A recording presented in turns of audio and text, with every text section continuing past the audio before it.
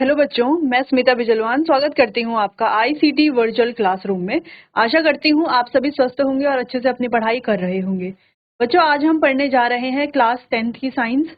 और class 10th science में आज हम स्टार्ट करने जा रहे हैं नया चैप्टर, जो कि है कार्बन एंड इट्स कंपाउंड। तो इस चैप्टर में बच्चों कार्बन और उसके कंपाउंड्स के बारे में हम बात करेंगे। तो इससे पहले हमने कौन कौन से चैप्टर पढ़ लिए हैं। सबसे पहले हमने केमिकल रिएक्शंस एंड इक्वेशन वाला चैप्टर कंप्लीट कर लिया था, जहाँ पे हमने देखा कि केमिकल रिएक्शंस कैसे होती हैं, कैसे केमिकल इक्वेशंस होती हैं, उनकी बैलेंसिंग कैसे की जाएगी, टाइप्स ऑफ रिएक्शन जैसे कि combination, decomposition, displacement, double displacement, ये रिएक्शंस क्या है, ऑक्सीडेशन क्या है, रिडक्शन क्या है, ये सारी चीजें हमने चैप्टर 1 में डिस्कस की थी। फिर चैप्टर 2 में हमने डिस्कस किया था एसिड, बेस एंड सॉल्ट के बारे में, कि एसिड्स क्या होते हैं, बेस क्या होते हैं, सॉल्ट क्या होते हैं, अदर न्यूट्रल सब्सटेंस क्या होते हैं, इनकी क्या क्या प्रॉपर्टीज होती हैं, क्या क्या इंपॉर्टेंट रिएक्शंस हैं इनके। ठीक है, वो देख लिया था। फिर हमने नेक्स्ट चैप्टर पढ़ा मेटल्स एंड नॉन मेटल्स, जहां पर हमने मेटल्स और नॉन मेटल्स यानी कि सिंपली अगर हमने एलिमेंट्स के बारे में डिस्कशन किया कि कुछ मेटल्स हैं, कुछ नॉन मेटल हैं, इनकी क्या क्या प्रॉपर्टीज हैं, कैसे हम डिफरेंशिएट करेंगे मेटल्स और नॉन मेटल्स को, इनकी फिजिकल प्रॉपर्टीज क्या है, केमिकल प्रॉपर्टीज क्या है, कोरोजन क्या है, ठीक है, कैसे यहाँ पर रिएक्शंस होती हैं, कैसे मेटल्स में जो है अलग अलग रिएक्शन देखने को मिलती है। तो बहुत सारी चीजें हम डिस्कस कर चुके थे।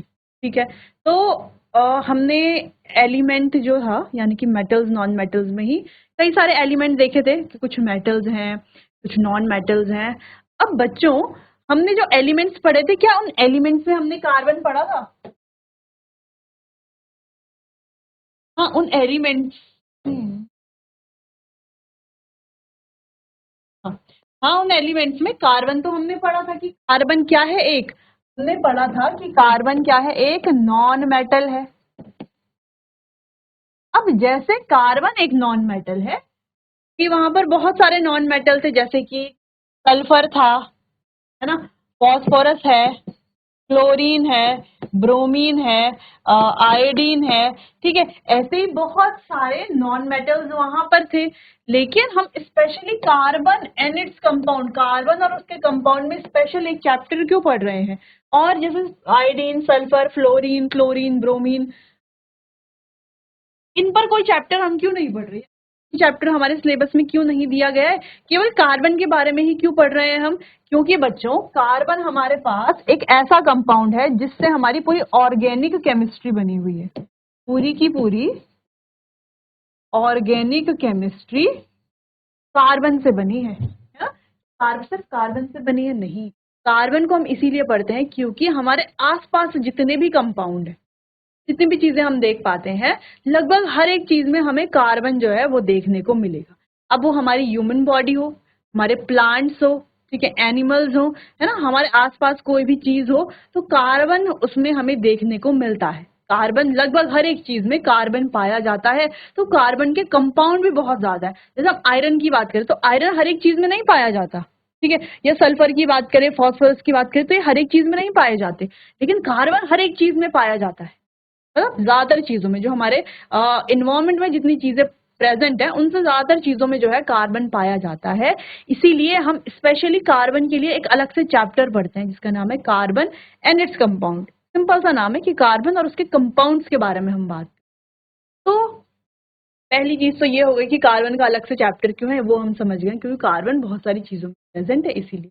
अब दूसरी चीज ये है कि ये जो कार्बन है, इसके बहुत सारे कंपाउंड क्यों है प्रेजेंट है, वो समझ में आ गया, लेकिन क्यों प्रेजेंट है? क्योंकि इसके पास कुछ विशेष प्रॉपर्टीज होती हैं, कुछ अच्छी स्पेसिफिक सी प्रॉपर्टीज होती हैं। अब वो स्पेसिफिक प्रॉपर्टीज क्या है? इनकी कैटिनेशन और टेट्रावैलेंसी। कार्बन होता है टेट्रावैलेंट।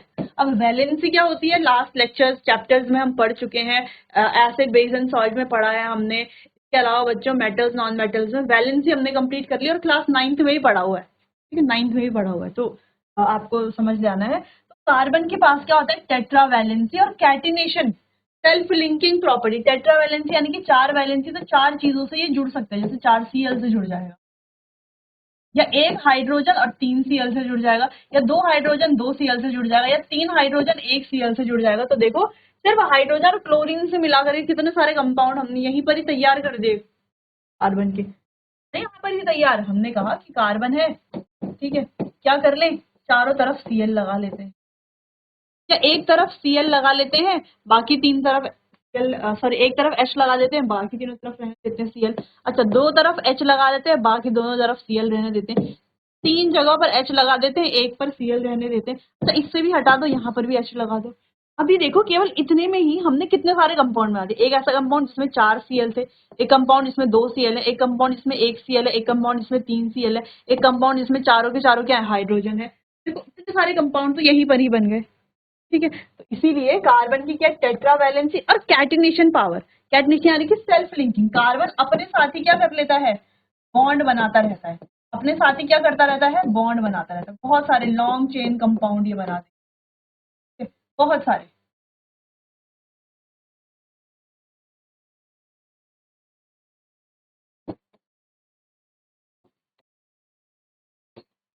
तो देखो कितना बड़ा कंपाउंड हमने बना दिया। तो ऐसे ही हम बहुत बड़े बड़े कंपाउंड जो है, देखो ये कंपाउंड स्टार्ट हो रहा है, इतने सारे कंपाउंड हम बना सकते हैं। क्यों, टेट्रावैलेंसी और कैटिनेशन की वजह से। हाँ, इसको डिटेल में आगे डिस्कस करेंगे।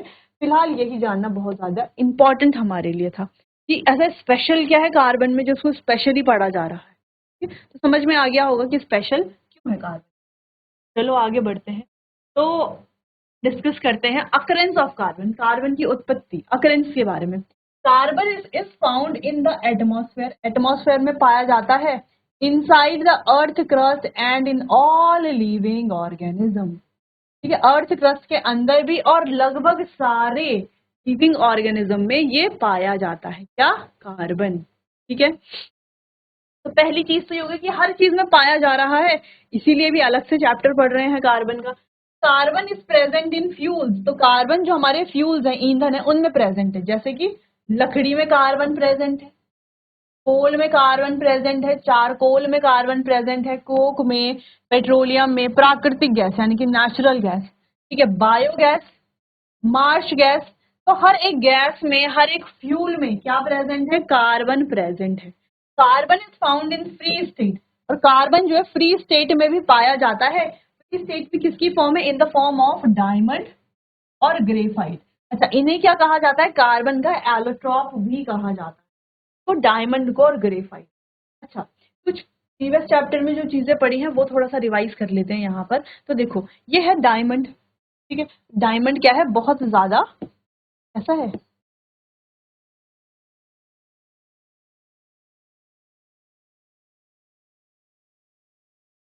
बहुत ज्यादा लस्ट्रस है। हालांकि नॉन मेटल है, लेकिन क्या है, बहुत ज्यादा लस्ट्रस है। ये क्या है, ग्रेफाइट।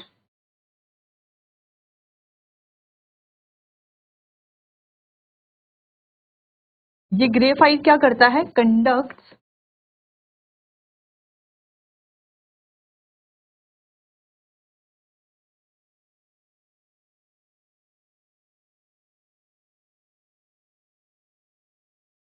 इलेक्ट्रिसिटी।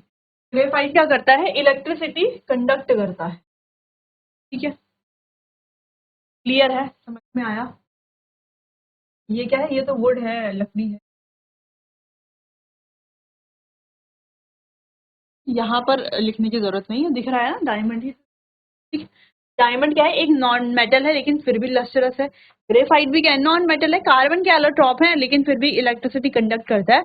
तो इसको क्यों पढ़ रहे हैं हम, तो क्यों पढ़ा हमने इसको, हमने इसीलिए पढ़ा क्योंकि एक्सेप्शनल केसेस है। एग्जाम में पूछे जाते हैं कि कौन सा नॉन मेटल जो है इलेक्ट्रिसिटी कंडक्ट करता है, कौन सा नॉन मेटल लस्ट्रस होता है, इसके अलावा आयोडीन भी होता है, तो लस्ट्रस। क्लियर है। तो यहाँ पर काफी चीजें हमने देख ली कि कैसे कार्बन जो है हमारे एटमॉस्फेयर में पाया जाता है, अर्थ क्रस्ट में पाया जाता है, लगभग सारे लिविंग ऑर्गेनिज्म में पाया जाता है। हमारे जितने भी फ्यूल्स हैं, जितने भी ईंधन है, लकड़ी, कोयला, चारकोल, पेट्रोलियम, प्राकृतिक गैस, बायोगैस, इन सभी में कार्बन पाया जाता है। ठीक है, फ्री स्टेट में भी डायमंड और ग्रेफाइट के रूप में ये प्रेजेंट होता है। नोट कीजिए इतना।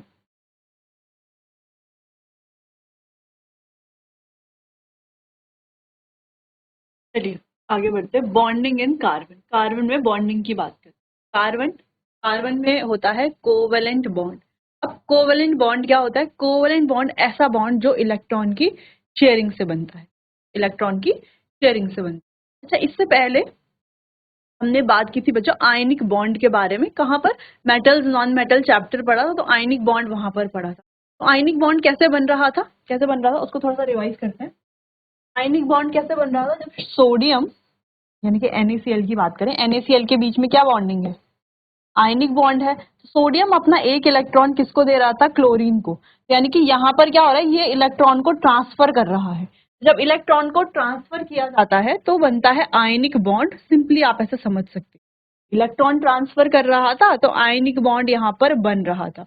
दूसरी चीज ये है कि इनके बीच में जो बॉन्ड है एक्चुअल में वो बॉन्ड नहीं है, एक्चुअल में वो क्या है, एक इनके बीच का क्या है, अट्रैक्शन फोर्स है, जिसको हम इलेक्ट्रोस्टैटिक फोर्स ऑफ अट्रैक्शन बोलते हैं, जिस वजह से Na पॉजिटिव और Cl नेगेटिव जो है एक दूसरे से जुड़े हुए होते हैं। ये काफी स्ट्रॉन्ग बॉन्ड होते हैं, आयनिक बॉन्ड ये काफी क्या होते हैं, स्ट्रॉन्ग बॉन्ड होते हैं। ठीक है, तो बॉन्ड ना भी बोलना चाहे तो हम ये बोल सकते हैं इनके बीच में क्या, इलेक्ट्रोस्टैटिक फोर्स ऑफ अट्रैक्शन होता है। ठीक है, इलेक्ट्रोस्टैटिक फोर्स ऑफ अट्रैक्शन से ये जुड़े हुए होते हैं, या बॉन्ड ही बोल लो, आयनिक बॉन्ड होते हैं। ठीक है, तो ये बात हो गई आयनिक बॉन्ड की, जहां पर इलेक्ट्रॉन ट्रांसफर हो रहा है मेटल से नॉन मेटल। ठीक है, लेकिन जहां पर जो बॉन्ड है वो बनता है इलेक्ट्रॉन की शेयरिंग से, उसे कहा जाता है कोवेलेंट बॉन्ड। ठीक है, अब शेयरिंग कैसा होगा, कैसे होगी, क्योंकि वो डिपेंड करता है, किस पर डिपेंड करेगा, देखो सबसे पहले आपको वैलेंसी पता होनी चाहिए। वैलेंसी का मतलब है जितने नंबर ऑफ इलेक्ट्रॉन ये क्या करता है, डोनेट करता है, ठीक है, या गेन करता है या शेयर करता है, यानी कि लूज करता है, गेन करता है या शेयर करता है अपना ऑक्टेट कंप्लीट करने के लिए, उसे कहा जाएगा उसकी वैलेंसी। जैसे कार्बन की बात करें तो 2,4 है ना, कार्बन का एटॉमिक नंबर होता है 6, तो 2,4 यानी कि इसके आउटर शेल में कितने इलेक्ट्रॉन है, 4 इलेक्ट्रॉन।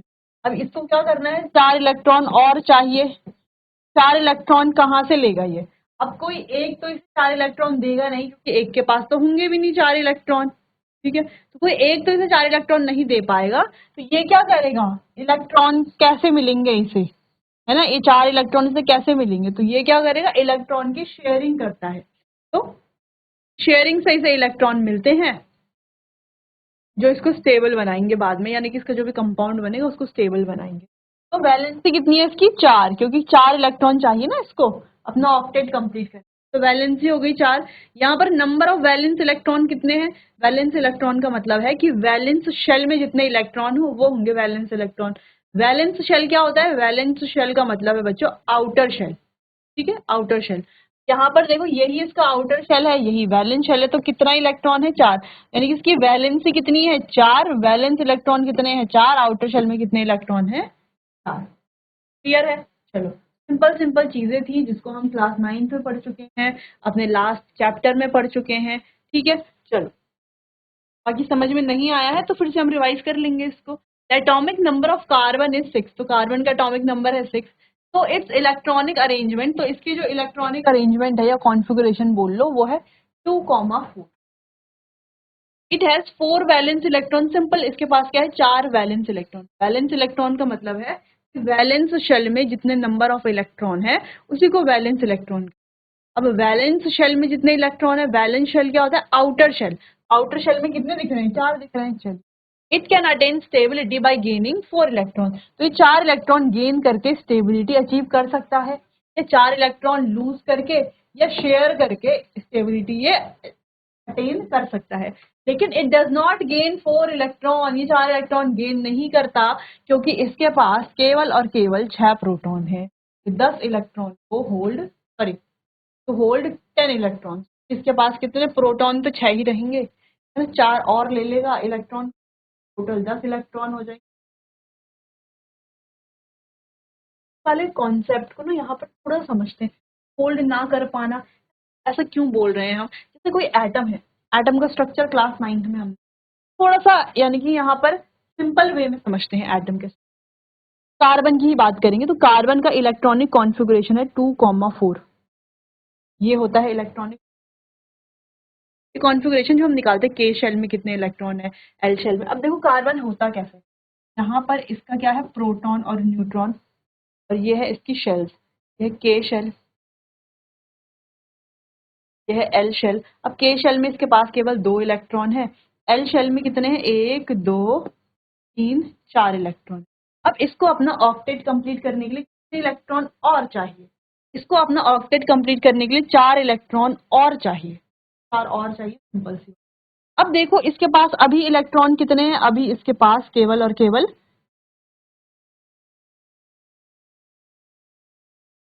6 इलेक्ट्रॉन है। अब आप कहोगे 4, आप तो कह रहे थे 4 इलेक्ट्रॉन है, 4 और चाहिए। 4 इलेक्ट्रॉन आउटर शेल में, टोटल इलेक्ट्रॉन 6 है। टोटल कितने हैं, 6 इलेक्ट्रॉन है। प्रोटॉन की बात करें तो प्रोटॉन कितने हैं, प्रोटॉन भी 6 है। न्यूट्रॉन से हमें कोई फर्क नहीं है, न्यूट्रॉन से हमें कोई लेना देना नहीं है यहाँ पर फिलहाल। तो प्रोटॉन की बात करते हैं, तो प्रोटॉन कितने हैं इसके पास, 6 प्रोटॉन है। ठीक है, प्रोटॉन किसको बोलते हैं बच्चों, जितना number of proton, number of proton के बराबर होता है Z, यानी कि एटॉमिक नंबर के बराबर होता है। ये ध्यान रख लेना आप, नंबर ऑफ प्रोटॉन किसके बराबर है, इसके एटॉमिक नंबर के बराबर। कार्बन का एटॉमिक नंबर होता है 6, क्या होता है एटॉमिक नंबर, बिल्कुल होता है। ठीक है, 6 इसका एटॉमिक नंबर है, यानी कि लिखा हो रहा है atomic number of carbon is 6, लिखा हुआ हो या ना लिखा हो, 6 है। ठीक है, चलो तो 6 एटॉमिक नंबर है। एटॉमिक नंबर को Z से भी रिप्रेजेंट किया, एटॉमिक नंबर को Z से भी रिप्रेजेंट किया जाता है। ठीक है, ध्यान रखना है।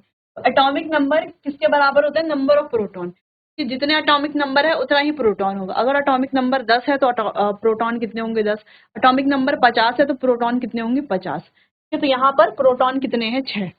अब ये एक न्यूट्रल स्पीशी है, तो यहाँ पर प्रोटॉन जितने, इलेक्ट्रॉन भी उतने होंगे। क्या हर केस में ऐसा होगा कि जितने प्रोटॉन है उतने इलेक्ट्रॉन, नहीं। चार्ज्ड स्पीशी में ऐसा नहीं होगा। चार्ज स्पीशी में इलेक्ट्रॉन की संख्या चेंज होती है, घट सकती है, बढ़ सकती है, चार्ज के अकॉर्डिंग फर्क पड़ेगा ये। लेकिन अगर कोई न्यूट्रल स्पीशी है, जैसे ये है, इस पे कोई चार्ज नहीं है, ना कोई पॉजिटिव चार्ज, ना कि ये कैटायन है, और ना ही कोई नेगेटिव चार्ज जो कि एनायन का होता है। तो ना ये कैटायन है, ना ये एनायन है, ये कैसा है, न्यूट्रल है। इस वजह से यहाँ पर प्रोटॉन की संख्या इलेक्ट्रॉन की संख्या के बराबर होगी। दूसरी चीज ये है, ठीक है, तो प्रोटॉन के बराबर है, इलेक्ट्रॉन के बराबर है, इसमें किसी भी न्यूट्रल एटम में।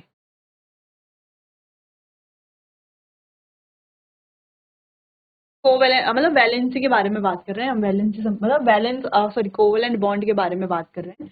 कोवेलेंट बॉन्ड से भी ज्यादा हम यहाँ पर ये अभी डिस्कस कर रहे थे कि 6 प्रोटॉन होल्ड कर पाएंगे, नहीं कर पाएंगे, क्या मतलब। अब देखो इसके पास 6 इलेक्ट्रॉन है, यानी कि इसके आउटर शेल में, मतलब ये इलेक्ट्रॉन डिस्ट्रीब्यूटेड किस तरीके से, 2,4 इस तरीके से, है ना। इसको क्या चाहिए, 4 इलेक्ट्रॉन और चाहिए, 4 इलेक्ट्रॉन और चाहिए। अब इसको अगर 4 इलेक्ट्रॉन और मिल जाएंगे, 4 इलेक्ट्रॉन और मिल जाएंगे, इसके पास कितने इलेक्ट्रॉन हो जाएंगे, टोटल 10 इलेक्ट्रॉन हो जाएंगे। प्रोटॉन कितने इसके पास, प्रोटॉन अभी भी कितने हैं, प्रोटॉन तो अभी भी इसके पास कितने हैं, 6 हैं। अब 6 प्रोटॉन 10 इलेक्ट्रॉन को क्या होल्ड कर पाएंगे, नहीं कर पाएंगे, जिस वजह से ये जो बन रहा है वो कैसा हो जाएगा, हाईली अनस्टेबल बन जाएगा। हाईली अनस्टेबल बनेगा तो फायदा क्या है उसका, स्टेबिलिटी। हमें तो स्टेबिलिटी, हम ये सब कर क्यों रहे हैं, ताकि इसका ऑक्टेट कंप्लीट हो जाए और ये स्टेबल हो जाए।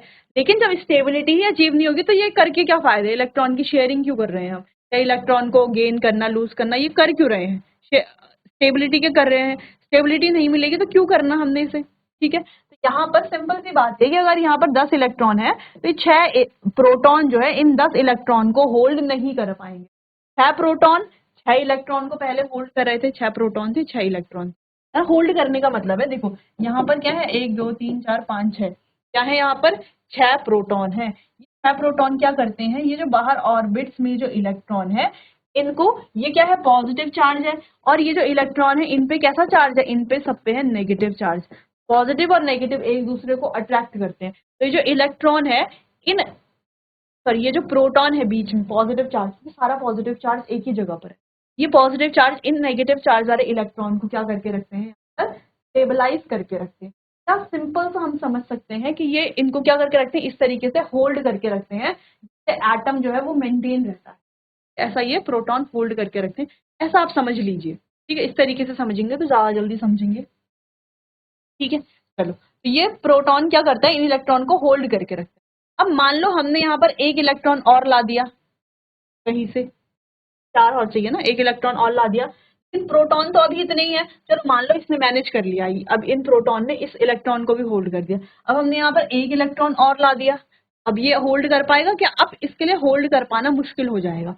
अब हमने एक इलेक्ट्रॉन और ला दिया, एक और ला दिया, 4 इलेक्ट्रॉन ला दिए। तो इतने सारे इलेक्ट्रॉन को इतने कम प्रोटॉन होल्ड नहीं कर पाएंगे, जिस वजह से यहाँ पर इलेक्ट्रॉन जो है ये गेन नहीं करता। ये जो गेन वाला कॉन्सेप्ट है ना, ये यहाँ पर नहीं होता।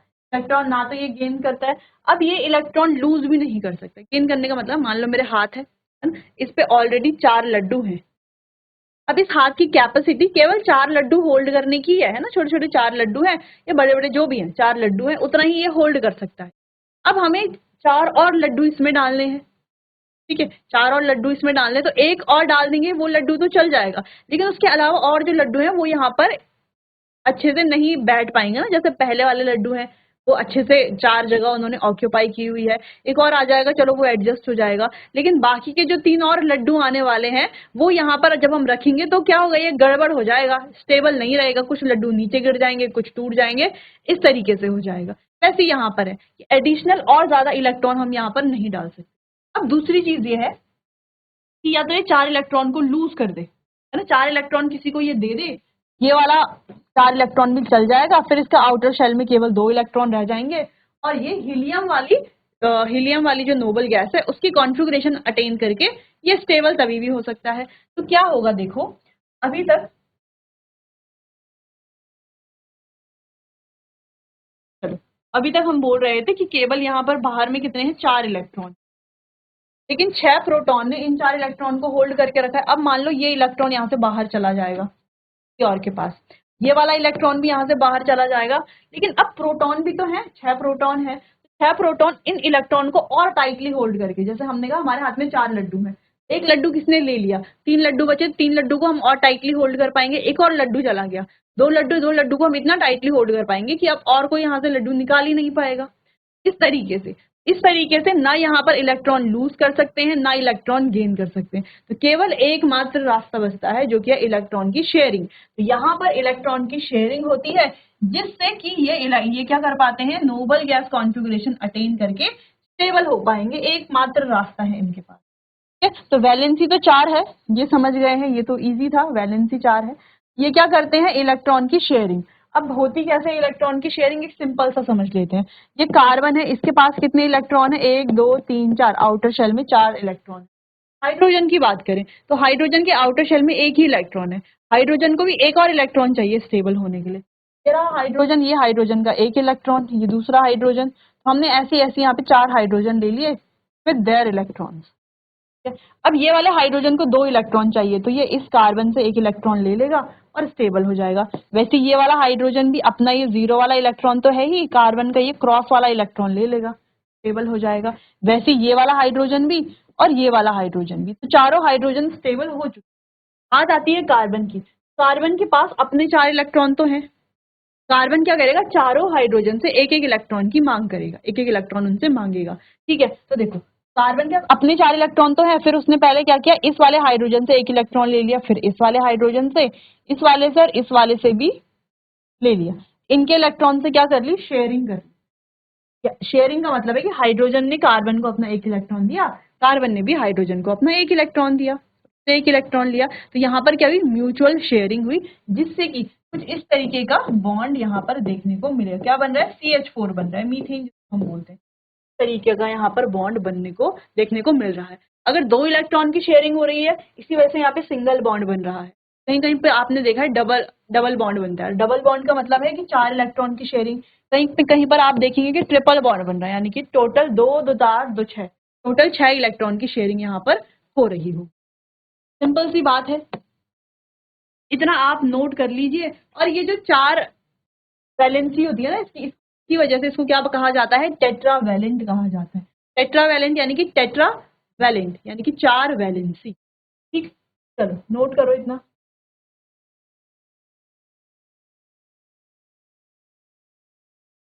तो चलिए बच्चों, आज के लिए इतना ही, बाकी इसे डिटेल में डिस्कस करेंगे हम अपने आने वाले अगले सेशन में। तब तक के लिए आपका बहुत बहुत धन्यवाद।